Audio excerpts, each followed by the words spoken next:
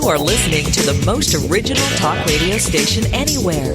We are LA Talk Radio at latalkradio.com.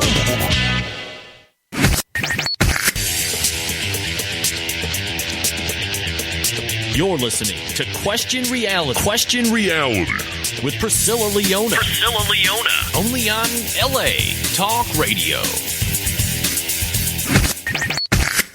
Hi, welcome to Question Reality. I'm your host, Priscilla Leona, and we are coming to you live from Los Angeles, California.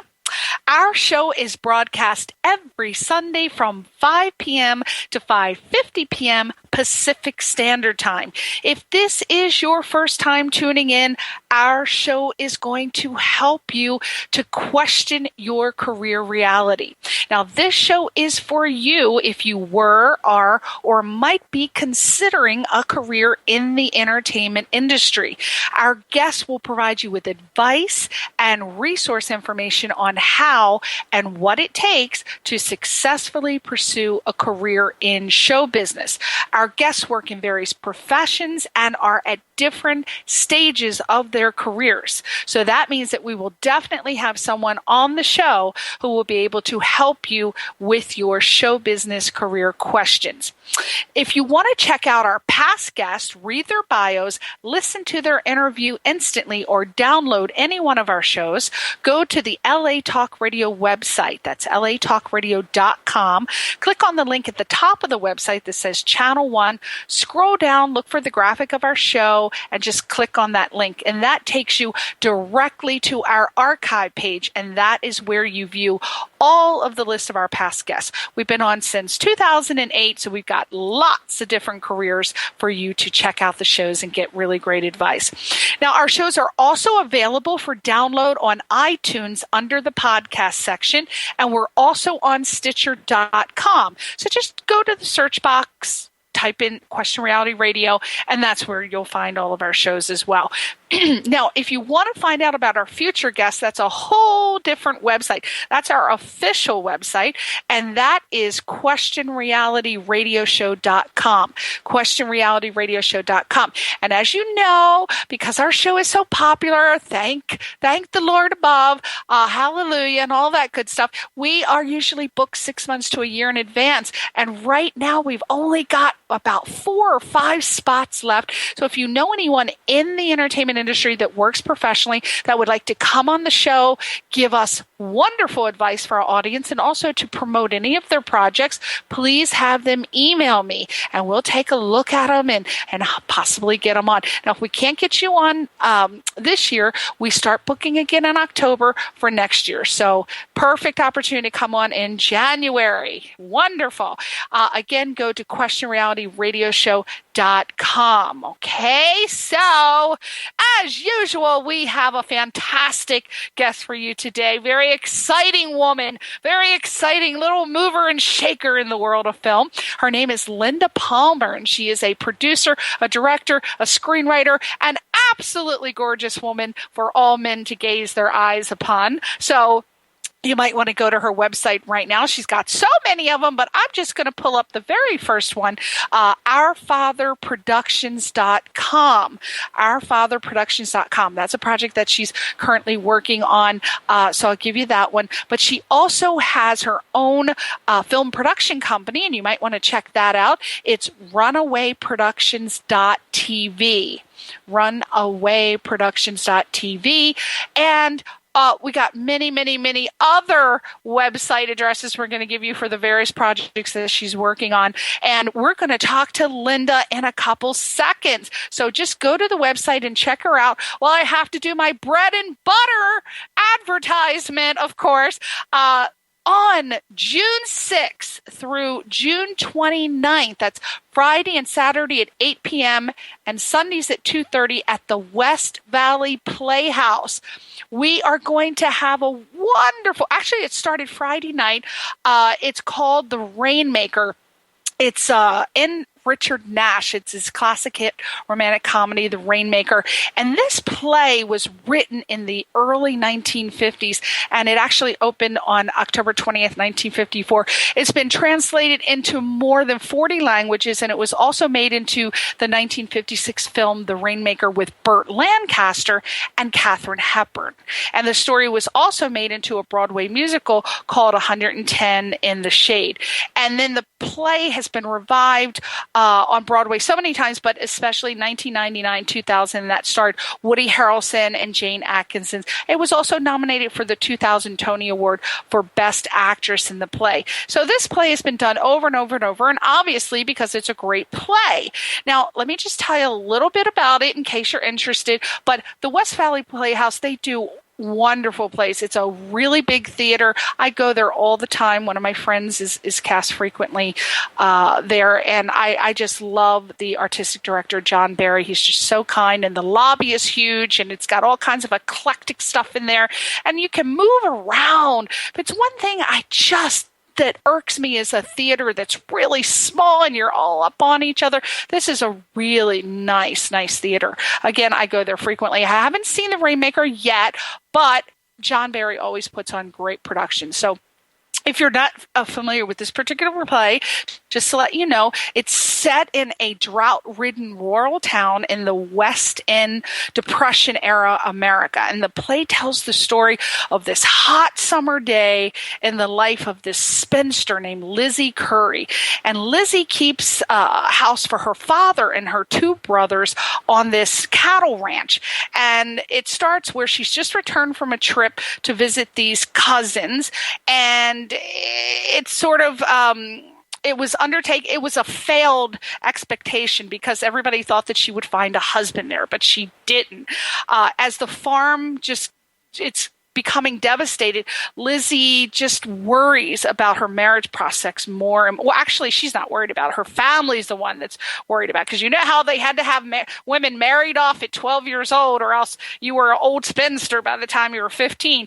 But their cattle is dying. Lizzie doesn't have a husband, just all kinds of stuff. So this guy comes along, this con man, trickster. His name is Starbuck, and he arrives and he promises to bring rain because they are in a drought. And he says, for $100, he will make it rain. He is the rainmaker. So with his arrival, it just sets off a whole bunch of events, and Lizzie starts to see herself in a new light. So, again, I have not seen the play, but I read the synopsis, and it sounds like it's a really fun play.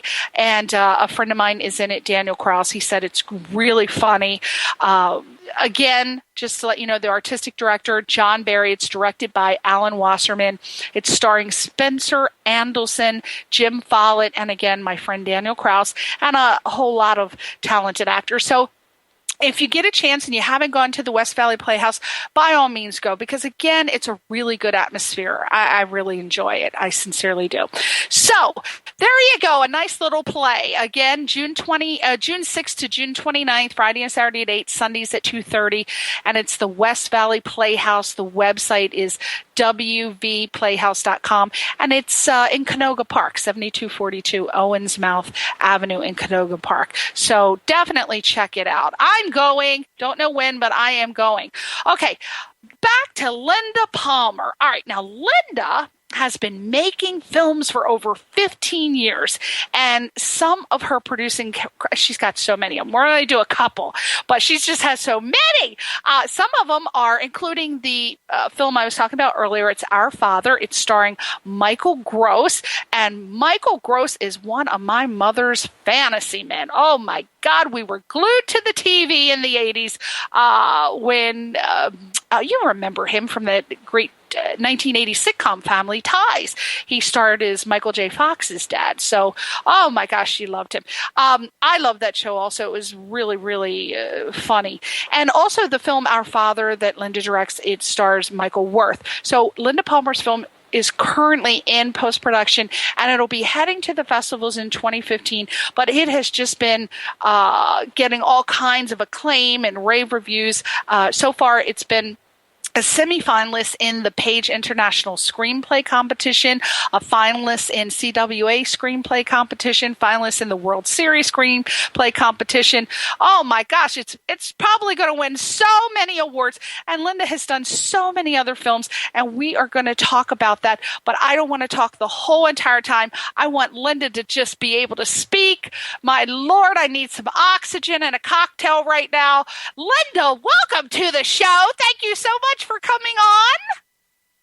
Thanks so much, Priscilla. It sounds like a great show. I've heard a couple of them already, and I really, really enjoy what you're doing. And it's funny. It's funny that you mentioned Rainmaker and West Valley Playhouse, because my friend, very good friend, Alan Wasserman, is directing that play. Oh my God! Did I leave him out? Oh Jesus! No, I had him. No, you totally mentioned him. But I plan on going. I'm hoping that we can make it this weekend. We always go see Alan's work, and he's just an amazing actor, amazing director. This is a piece that he happens to be directing. So when you were talking, I'm like, hey, that's Alan's show. Is it? Well, you know what? The coincidences do not stop there, Linda Palmer. And by the way, I love your name so much. I can't just say Linda. I can't say Miss Palmer, Mrs. Palmer. I got to say Linda Palmer. Is it okay? That is the best name ever. But I have to just stop you 1 second, because it's hyphenated. I'm going to pay tribute real quick. I went to UCLA Extension, and there was a teacher there. She was a screenwriting teacher. Her name is also Linda Palmer. And it was so funny, because when I took that class, she was like, you going through the role? I said, Linda Palmer? And since then, I get mistaken for her so many times. Really? She produced like Piranha and Garbage Pail Kids and, lots of other stuff. And so, I get people like, thinking that I'm her, and I'm like, no, she's a great producer, she's a great writer, but that's not me. Oh, no. So should we do the hyphenated one? Should we add that sure, on Linda there? Palmer Cardone. No. Linda Palmer is fine, but it's so funny, because I don't want your audience to think that I'm Linda Palmer, the screenwriting teacher at UCLA. Oh, my goodness gracious. I know there's so many people, but because it's such a common name, maybe that's why I love it so much, because it just rolls off the tongue. Linda Palmer, yeah. Linda Palmer.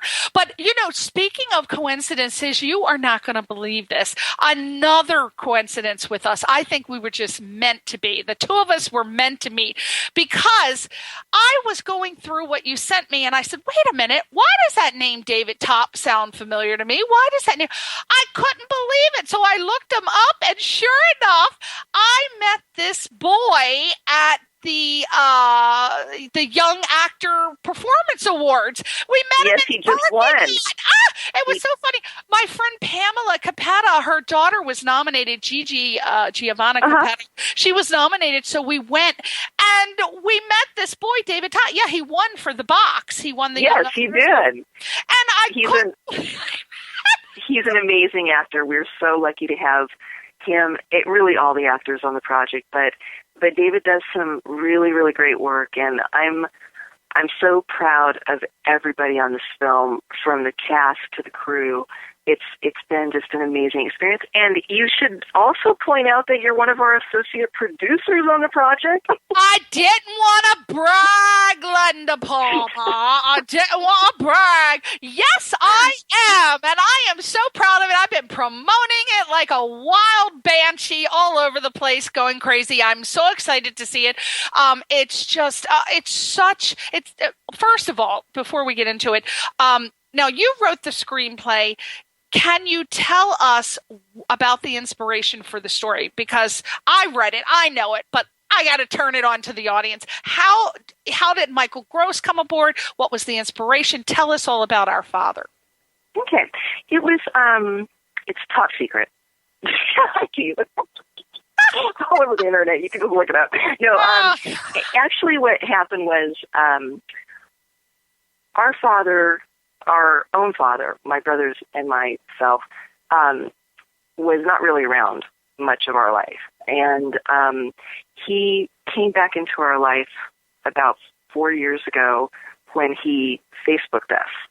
We hadn't seen him or heard from him for like 20 years, and maybe over 20 years. But anyway, so he Facebooked us, and my younger brother and I had some conversation with him on Facebook, and my middle brother didn't use Facebook, or he didn't use social media.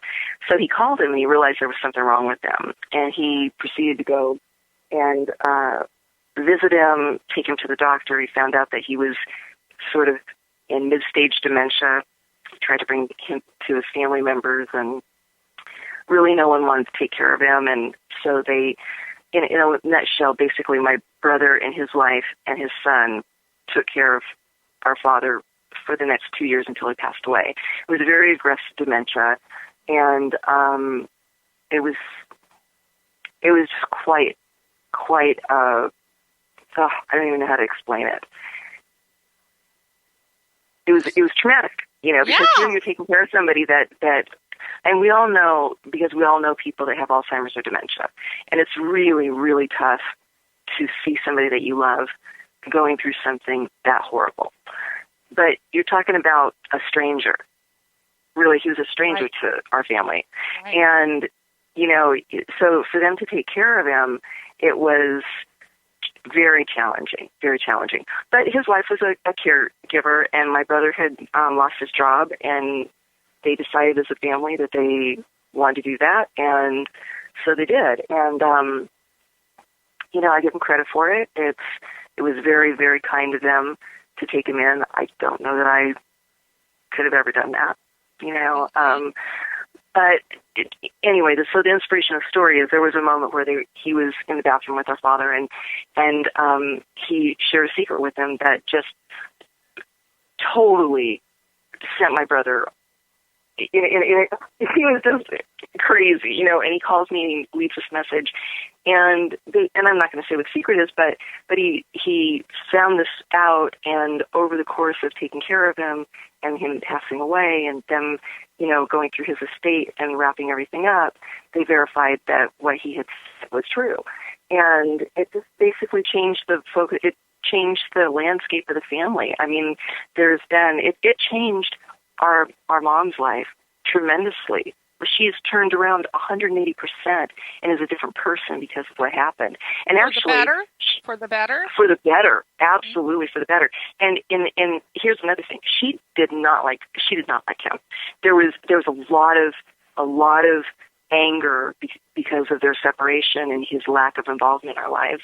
And she actually went back the last, I'm going to say 6 months of them caring for him and helped them care for him. They were literally like in a prison. They couldn't leave him alone. There couldn't be one of them watching him because he was a black belt in karate. He was dangerous. He could overwhelm them, and so they always needed at least 2 people to watch him.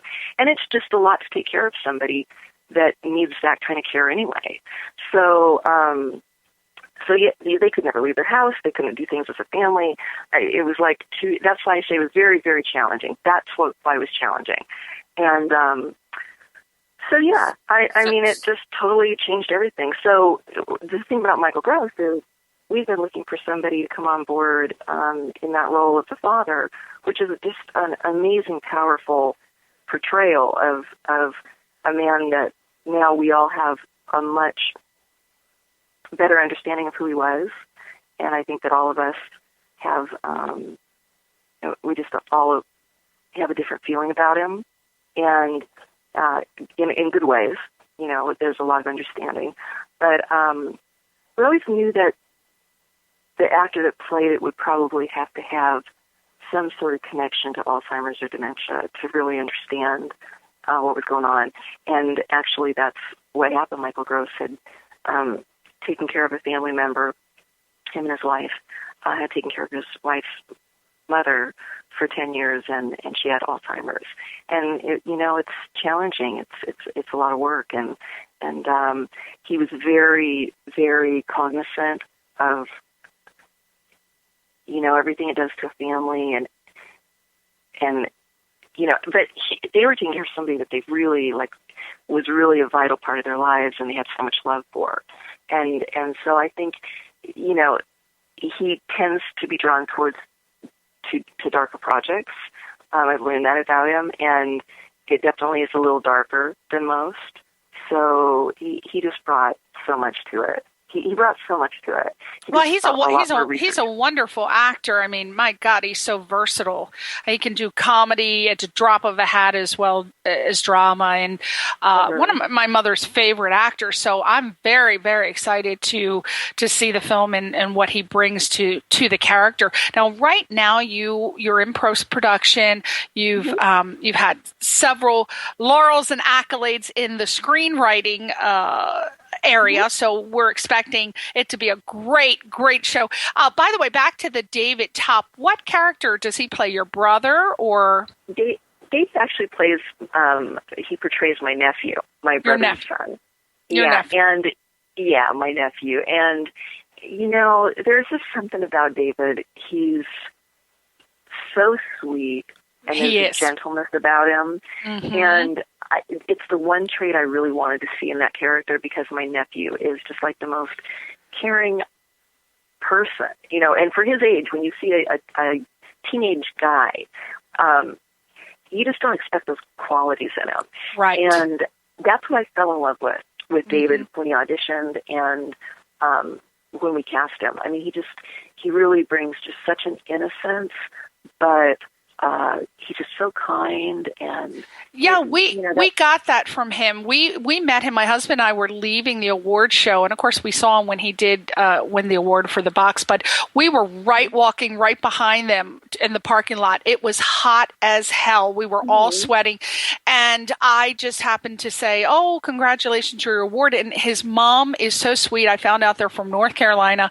We talked about barbecue, Texas barbecue versus North Carolina barbecue. So it was a great conversation in the parking lot. But my impression of him was that he was just a gentleman, very kind, very patient. Yeah. I mean, we were all sweating so bad. And for him to act like it wasn't even bothering him to talk to us told me that this guy had he was so gracious. And I hope that he does so well. It's funny that you mentioned that.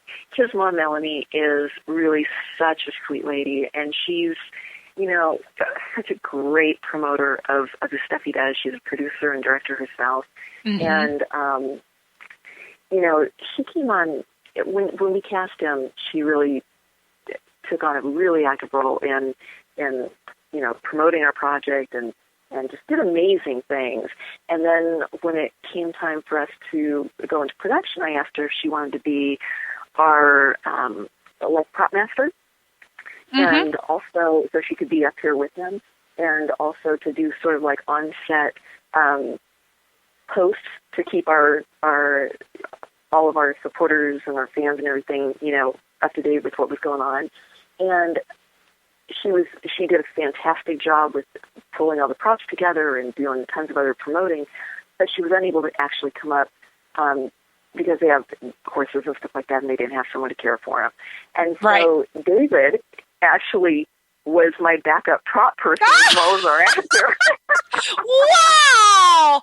Now so he's not just, he's not an actor that's like, he wouldn't, do something else. He actually had a great time. And I love it. Yeah, it's very rare that you would get an LA actor to be / prop master. Oh no! I know. Hell sweet. no! So They'd be cursing your ass out on the break with the other extras. You know how they are. I know, and you know what? It's so funny too. He ended up staying with us for the production, and so it was. We really got to know him more personally, and he is every bit as sweet as you say. He's every bit as sweet as you say. I hope he moves and I expect amazing things from him. I know. I hope he moves to LA so we can cast him in more films. Oh, well, he's already been in LA. He'll be back. His mama raised a good boy. Yeah, she's a sweetheart. Now, I want to talk to you about, I know you currently have an Indiegogo campaign going on to get some additional funds. Now, this is going to tie in perfectly with what some people have sent emails about I've been getting them for years, but maybe hopefully you can answer these questions. I kind of tied a lot of them in. Just answer what you can. But basically, some people choose Kickstarter. Some people choose Indiegogo for their film fundraising campaigns. Can you tell our audience which one you prefer and why?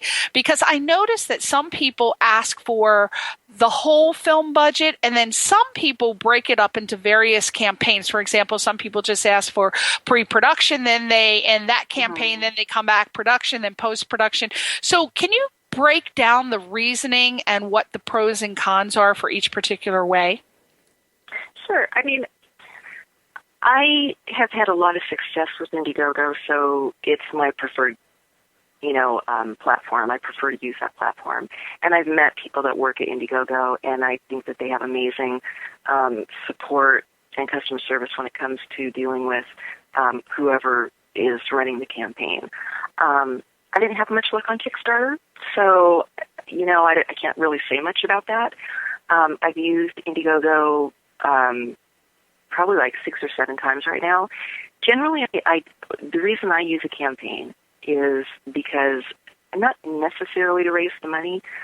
Obviously, that's a goal, but really to build my audience, to put out information about it so that people are, learning about the project as it goes on. So with that being the main reason I'm running it, I usually run at least 2 campaigns. One at the beginning, maybe a pre-production sort of thing to introduce it, and it's not very much money. It's the stuff I do, let's just qualify.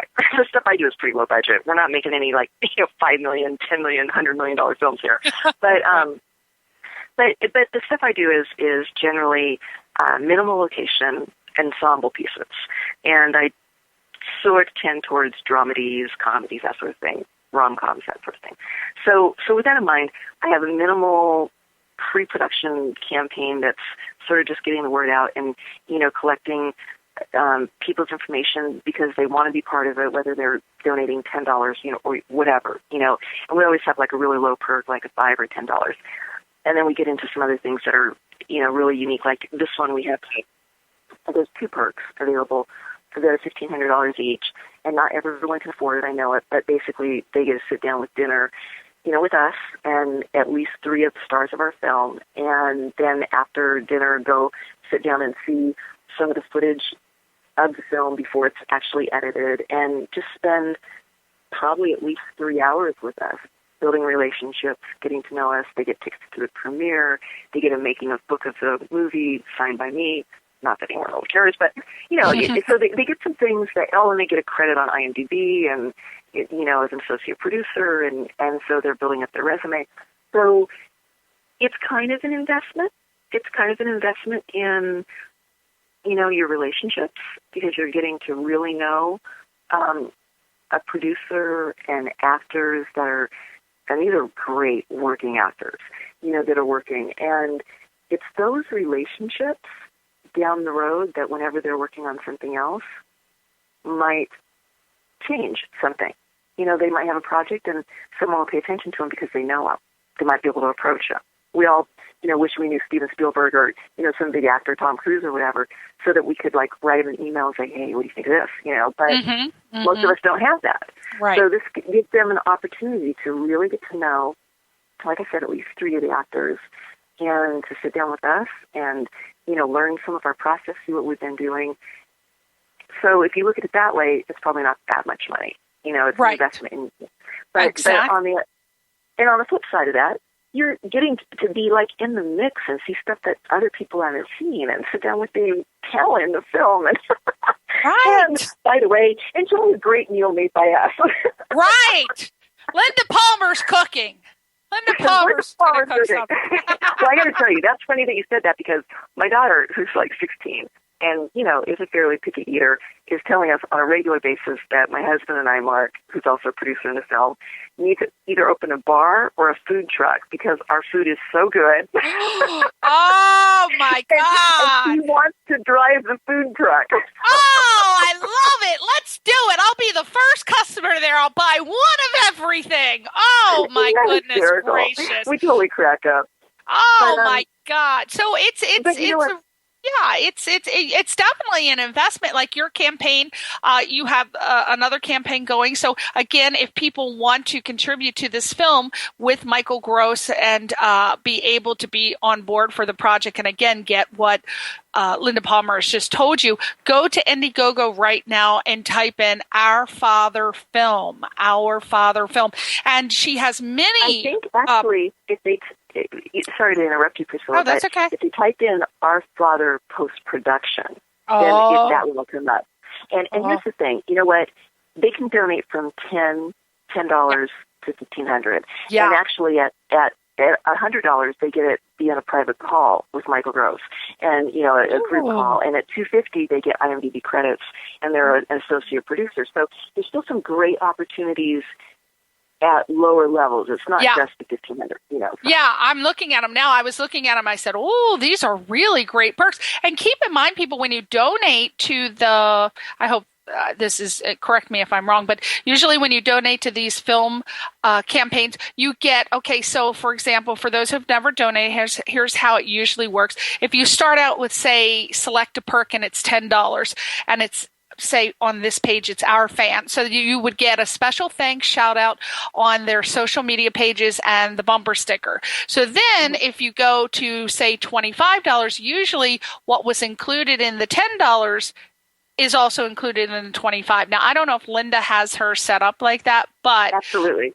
That's usually how it works. So then for $25, you'd get special thanks shout out on the special media pages and a bumper sticker, plus a DVD of the movie. You also get special thanks shout out on the social media bumper stickers. That's $25. And then say you want to give $50, so you'd get what was for $10, what was for $25, plus what's $50, and it goes on and on and on. So by the time you get up to the $1,500, the superstar perk, you would get every single thing that had come previously. So a lot of people did not know that. I was surprised that they didn't get that, because when people are writing out the perks on the campaign, they just assume everybody knows that. But I had a lot of people who said, oh God, I want to donate this, but I really wanted this. And I said, oh, well, you get that. And they didn't know that. So keep in mind, people, if you want to donate to Linda's film on Indiegogo.com, you want to type in Our Father post-production and marketing. And then again, every single perk will be added. It kind of gets added. So go there now and give Linda some money. Break open those piggy banks and give her some money.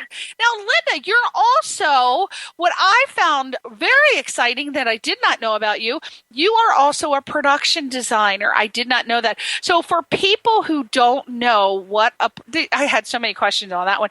For people who don't know what a production designer does and might be interested, because this particular year, my goal was to focus on behind the scenes jobs, because of course everybody comes in here in a mass exodus to be an actor or a producer or a director, but I like to focus on these other particular jobs, which are wonderful jobs like a production designer. So can you just, as quickly as possible, but I don't want to tie you down with that question, but what a production designer does, what type of education do you need, what's the best way to get your first job, and in your opinion, what film had the best production design and why? Now, if you can remember that, you are an amazing woman, and you did not partake in psychedelic drugs in the 80s. Because I would never remember that was a lot. Okay. Well, all right. What's the production designer do, and then what type of education and how do you get your job? Okay.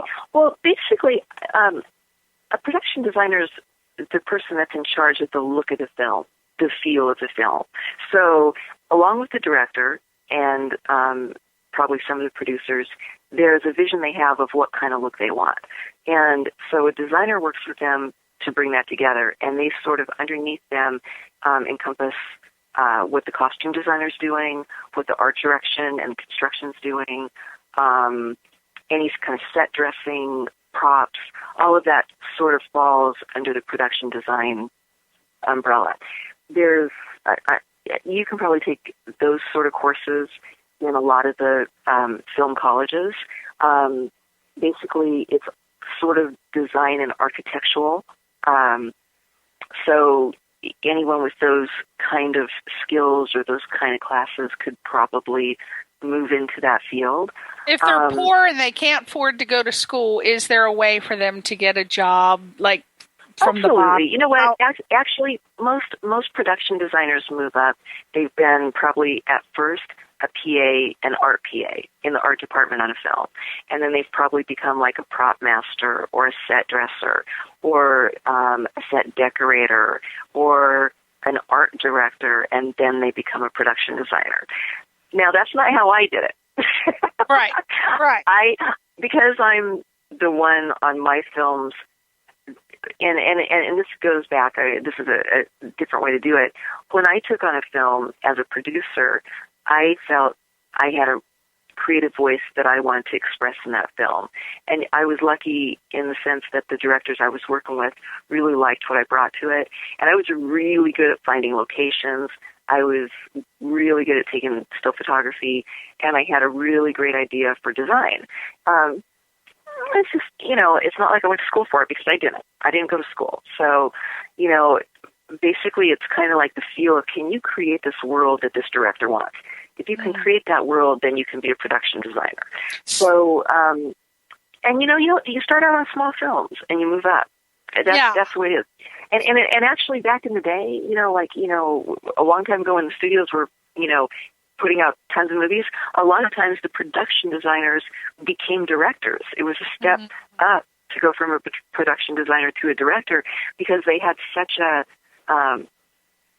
they were so in tune with design and pulling all of those departments together. So it was like a leading step. For me, my favorite production designers would be designers that actually create a world that, I don't know, like these movies, Star Wars, okay? Yes. Or, Avatar. worlds that take you, Avatar. Worlds that take you, like, you're in a place that's so imaginative, the Harry Potters, right. Any of those kind of films. I look at those production designers and I'm just like, to be the person that is visually designing this world and creating this world is amazing. I can't even imagine what that's like.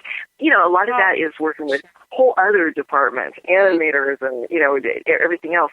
But then there's the other group of designers that are creating the past and making them look so authentic.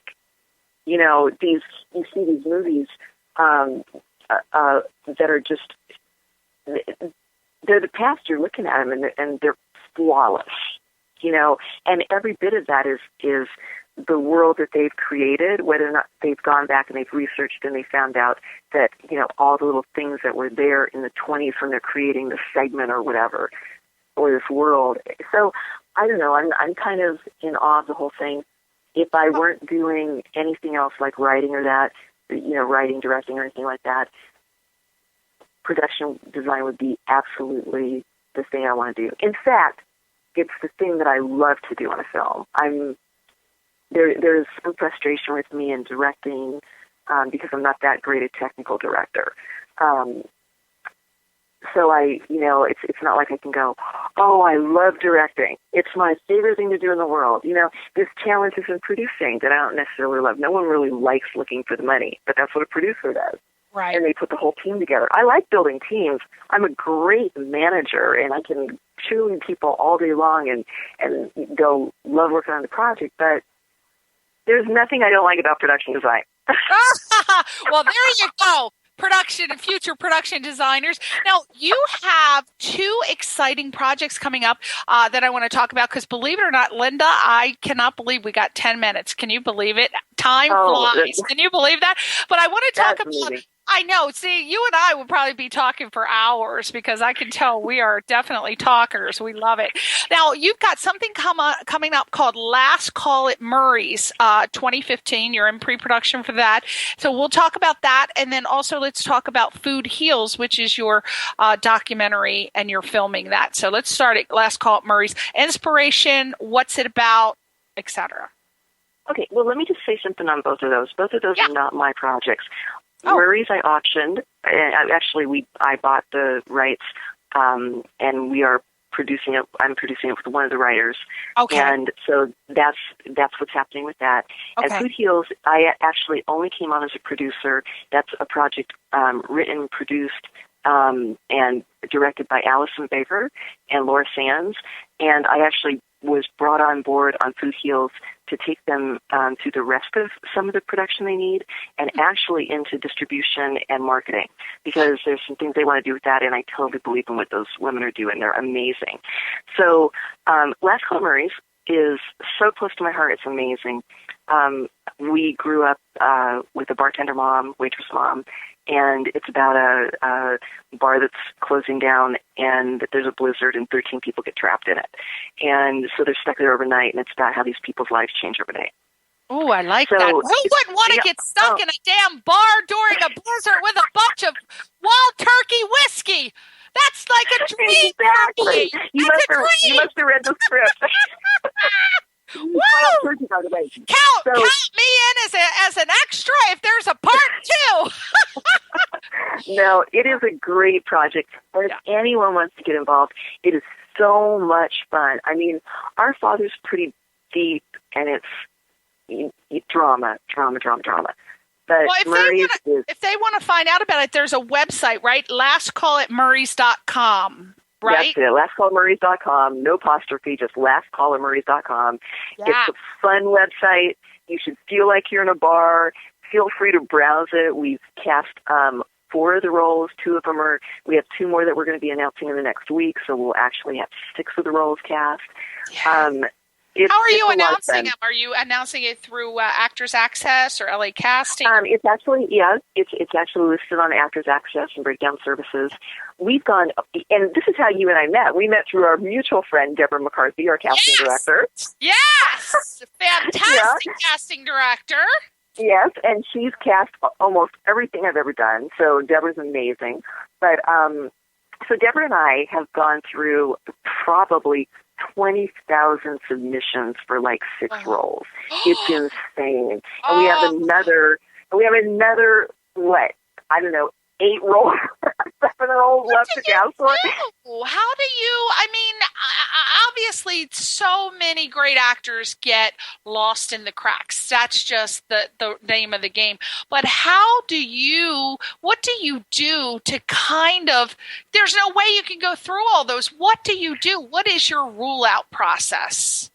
When you're looking, honestly, first? Do you look at resume? What does I want to know what goes on the other side? What do you look at to narrow it down? Quite honestly, Priscilla, it literally is a looks thing. It's like, does this person kind of look like this type that I think this character is? So if you don't, you automatically are out. Okay.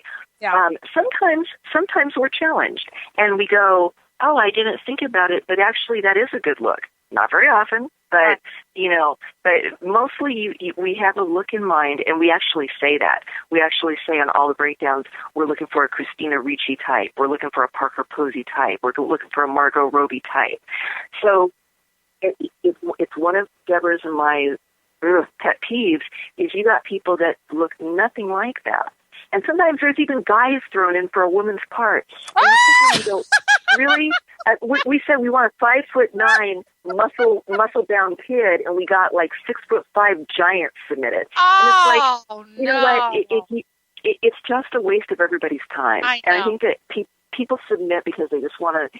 They want a chance, but it's not a chance. You're just wasting people's time. And not only that, but what you actors don't realize is that Linda Palmer, directors, casting people, they will remember that you submitted to this part. Believe me, they got minds. Their minds are so sharp, and they'll remember you for the next time you submit. They'll go, "There's that dingbat who submitted for my project for a woman." Yeah, and you know what? You're absolutely right. And because Deborah and I work together, and anyone can look us up, it's called research. Anyone can look us up and see that we've done all our films together. So if you're going to submit yourself and you don't fit the role, you've probably done this many times. Mm-hmm. And we do. We have the same people submitting all the time. And it's like, can you just submit for something you fit? When you fit, then your chances are improved a zillion%. And if you get past that, once someone looks like it, then we put them in a different file, and then Deborah and I go through and we look at their reels if they have it. Very important for actors to have reels on there. If they don't, they end up in this category where we'd like to have them in, but we can't see that many people, so then we have them self-tape. Well, then they have to go out and they have to put themselves on tape. They have to send it to us, and that's like kind of like a pre-read. Yeah, so, and by that time, somebody already probably submitted who had a reel, and you cast them. So you should just and actually, most casting directors would never do that. We are, Deborah is very fair with actors, and there's a lot of people I see that wouldn't have been seen, and so, anyway, we go through that process. We look at their reels. The strong ones, we call in for an audition. If we have too many, we ask for self-tapes. There's always a bunch of people that fall off during that process. And then, are you ready for this? During the auditions, there's people that don't show up. Oh, my God, I know it. Oh, my Lord. Or they come in and they're late and they have every story in the book. Yeah, it's just not going to change within the next 1,000 years. It's always be the same. Not. But I'm just excited. We've got 3 minutes. I want to cover what do you want to talk about? The very last topic. It's Lady Linda Palmer's choice. You know what? Actually, I'd love to say this. I do want to say something about Blue Heels. That is a great project. We are heading into the end of production on that. Allison's an amazing writer-director, and, just follow that project and see where it goes. It's going to be out in 2015, too. My other project, Halloween Party, is the other one I like to talk about because we're doing promoting. That sounded fun. Glad you're bringing that up. Yeah. Well, here's the thing. People are going to go, but that movie's already out. It was in theaters last year. Here's the thing, people. It's going to be like Rocky Horror Picture Show. Mark my words. Every year during Halloween, the week of Halloween, people are going to be requesting these screenings across the country through TUG. It's TUGG.com. And anyone that's a Halloween fan can request a screening, and they can go. They can dress up at the theater, lets them, and they can have a great time. It's such a fun film. We happen to be crazy Halloween freaks. We got married on Halloween. We're going to have an insane Halloween party. It's going to be our anniversary party this year. You're invited. Woo! I'm there.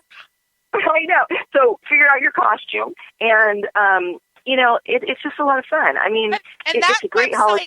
Let me get that in there real quick. HalloweenPartyMovie.com. HalloweenPartyMovie.com. Yes. Yeah. So that's going to be. Hopefully, that's going to be like a Rocky Horror Picture Show. Horror Picture Show. Yeah, where it plays. And you know what? Halloween fans are crazy. Like we say all the time, some of our fans haven't even been born yet. Oh. I like to think that my next husband hasn't been born yet. I do tend Aren't you married right now? I don't know that. That sounds very good for your husband. I've been married 18 years. I told him, I said, you're on your last leg with me. I asked him to do the laundry. God knows he took all my whites and put them in with the darks, and now they're all black and blue and spots. I said, that's it. You are on your last leg out the door. I'm Irish. We don't put up with that. But, so fantastic. So let's give that website another, let's see, HalloweenPartyMovie.com. Also, if you need your film production designer, Linda loves to do production design. She has a company, again, runawayproductions.tv. So maybe Steven Spielberg's listening. He wants to hire you. Linda? Have Steven. Yeah, they have Steven go to my production design website. That's LP, like Linda Palmer, productiondesign.com. Woo! LPProductionDesign.com. Wow. So I am so excited. Everybody get over there on the Indiegogo website and give Linda some money to help get this film done. They need it for post-production and marketing. So go to the website, Indiegogo.com, and again, type in Our Father Post-Production and Marketing. And she has some wonderful perks. I mean, she's very, very generous, as you can see. And they're really fun jokes. But perks! What? See? They are jokes. I'm just kidding. I just did it again, that wild Irish rose. All right, so my mother actually will probably be donating because she's obsessed with Michael Gross. So I'm going to tell her, try to hit. Is she going to come to our dinner? Well, she's in Connecticut. We might have to make a rate. But so for $1,500, you get the private dinner. Now, Michael Gross is going to. Is that for the $1,500? He'll be joining you for the dinner, right? Yes, Michael Gross said that he will be there. So and quite honestly, all of my talent said that they want to be there. And now I'm just saying that if, whoever wants to show up for dinner, they can show up for dinner. See that? And now with you cooking, everybody's going to want to show up, for God's sake. So we're going to have to be cooking the night before. Well, thank you again so much, my darling, for coming on. I thought you were going to be fun, and you're so much fun. So let's get working on getting you some money to finish this film. And by all means, if you have any other projects, please email me and let me know. And also any thanks so much.